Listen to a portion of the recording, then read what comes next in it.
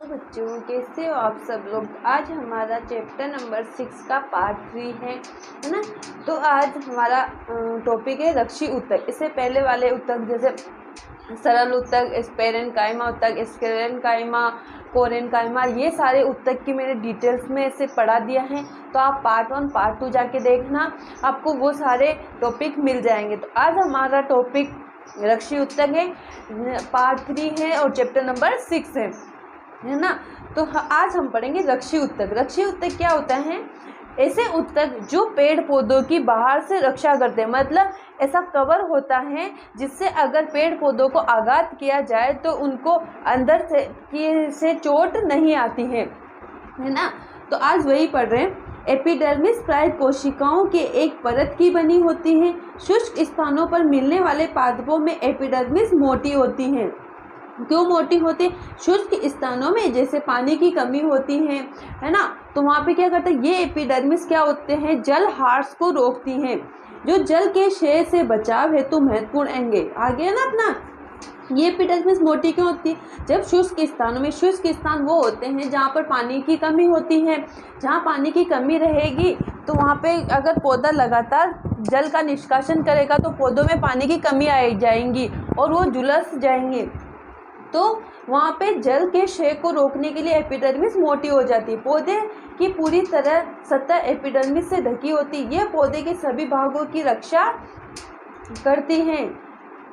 Epidermal कोशिका पौधों की बाह्य सतह पर प्राय एक मोम जल प्रतिरोधी परत बनाती है।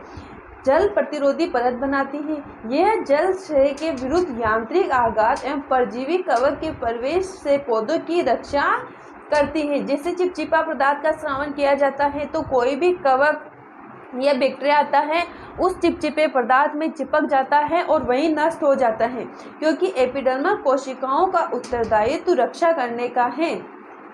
अतः इसकी कोशिकाएं बिना किसी अंतराकोश के स्थान पर अच्छिन्न परत बनाती हैं। मतलब इनके बीच कोई अंतराकोश के स्थान नहीं होता, ये एक दूसरे से सटी कोशिकाएं होती हैं।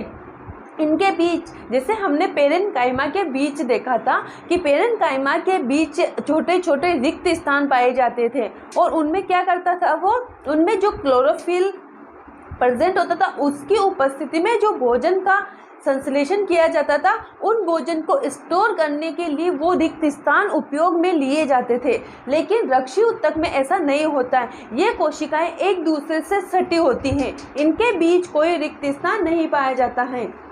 अधिकांश एपिडर्मल कोशिकाएं अपेक्षाकृत चपटी होती हैं। सामान्यतः इनकी बाह्य तथा पार्श्व भित्तियां उनकी आंतरिक भित्तियों से मोटी होती हैं। पत्ती की एपिडर्मल में छोटे छोटे छिद्र पाए जाते हैं जिन्हें स्टोमेटा कहते हैं या रंध्र कहते हैं। ये क्या करता है? वाष्पो उत्सर्जन की प्रक्रिया को संपन्न करती है। स्टोमेटा को दो वृक्क के आकार की कोशिकाएं घेरे रहती है जिन्हें रक्षी कोशिकाएं कहते हैं। ये जो अंदर के हैं ना गोल गोल, इनको बोलेंगे हम स्टोमेटा। स्टोमेटा और ये वृक्क के आकार की जो लेयर होती है ना, इसको बोलेंगे हम रक्षी कोशिकाएं। ये इनको घेरे रहती हैं। ओके, ये कोशिकाएं वायुमंडल से गैसों का आदान प्रदान करने के लिए आवश्यक हैं। क्या करती हैं ये कोशिकाएं? गैसों का आदान प्रदान करने के लिए आवश्यक है। वाष्पोत्सर्जन, वाष्प के रूप में पानी का निकलना वाष्पोत्सर्जन कहलाता है। ये क्रिया भी स्टोमेटा द्वारा ही संपन्न होती है। जड़ों की एपिडर्मल कोशिकाएं पानी को सोखने का कार्य करती हैं।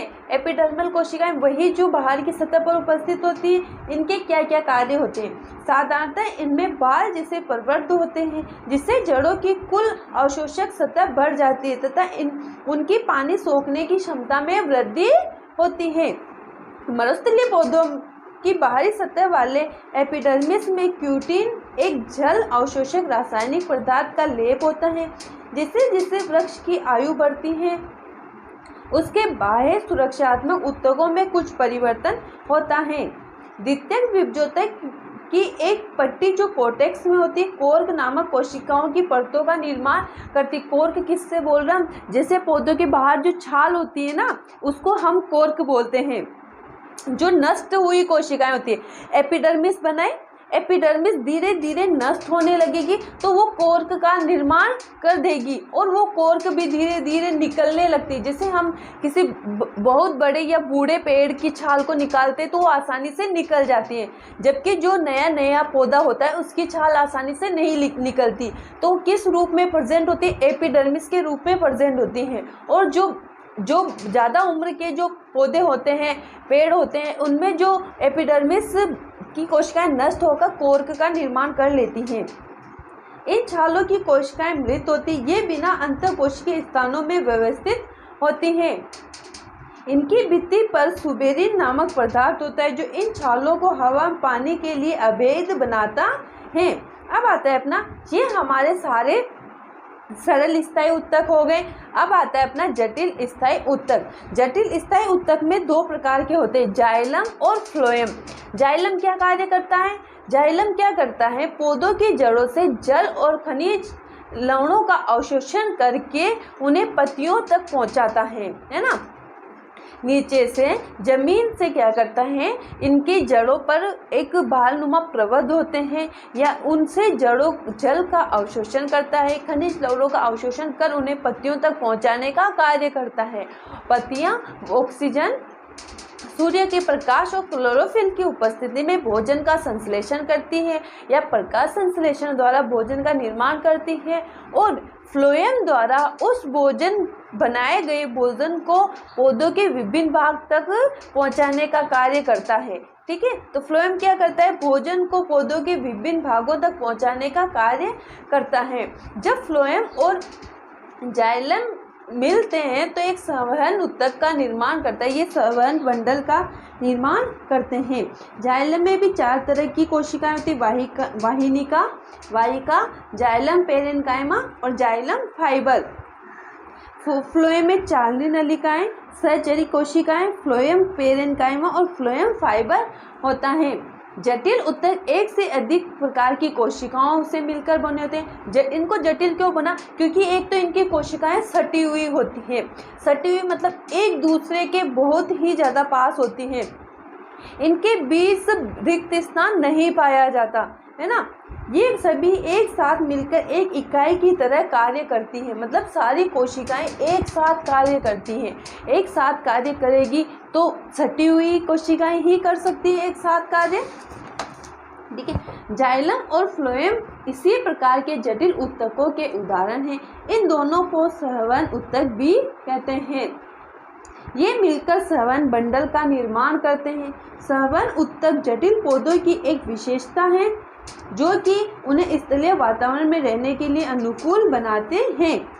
देखो, जटिल संवहन उत्तक जाइलम और फ्लोएम मिलकर ये किसमें पाए जाते हैं? जटिल पौधों में, जैसे बड़े बड़े बरगद के पेड़ वगैरह होते हैं ना, उनमें पाया जाता है। ये क्या होता है? स्थलीय वातावरण में। स्थलीय मतलब जहाँ ना तो बहुत ज़्यादा कमी, पानी की कमी हो, ना ही बहुत ज़्यादा पानी हो, मतलब ना तो कमी हो ना ज़्यादा हो। ऐसे स्थान जहाँ बीच में हो, जहाँ पानी मतलब सफिशिएंट मिलता हो, हम उन्हें स्थलीय वातावरण कहेंगे। और ऐसा भी स्थल में पाई जाने वाली, जैसे बहुत से पेड़ पौधे होते हैं जो पानी में पाए जाते हैं या कीचड़ में उगते हैं, तालाब में उगते हैं, तो ये स्थल की बात करें। स्थलीय वातावरण में रहने के लिए अनुकूल बनाता है। जाइलम, जाइलम अब कितने प्रकार का होता है? वाहिनिका, वाहिका, जाइलम पेरेन्काइमा और जाइलम फाइबर। जाइलम वाहिनिका को ट्रेकिड भी बोलते हैं। वाहिका, जाइलम पेरेन्काइमा और जाइलम फाइबर से मिलकर बना होता है। वाहिनिका, ट्रेकिड की कोशिकाएं भित्ति मोटी होती हैं और इनकी कोशिकाएं मृत होती हैं। ट्रेकिड की संरचना नलिकाकार होती है। इनके द्वारा पानी और खनिज लवण का ऊर्ध्वाधर संवहन होता है। ऊर्ध्वाधर मतलब ऊपर की ओर संवहन होता है। वाहिका, वाहिकाओं की संरचना नलिकाकार होती है। इनकी कोशिका भित्ति भी मोटी होती है। इनकी कोशिकाएं मृत होती हैं। इनके द्वारा भी पानी और खनिज लवण का ऊर्ध्वाधर संवहन होता है। वाहिनिका और वाहिका का दोनों का कार्य यही होता है। अब आता है अपना जाइलम पेरेन्काइमा। भोजन का संग्रह करता है और किनारों की ओर पानी के पार्श्व संवहन में मदद करते हैं।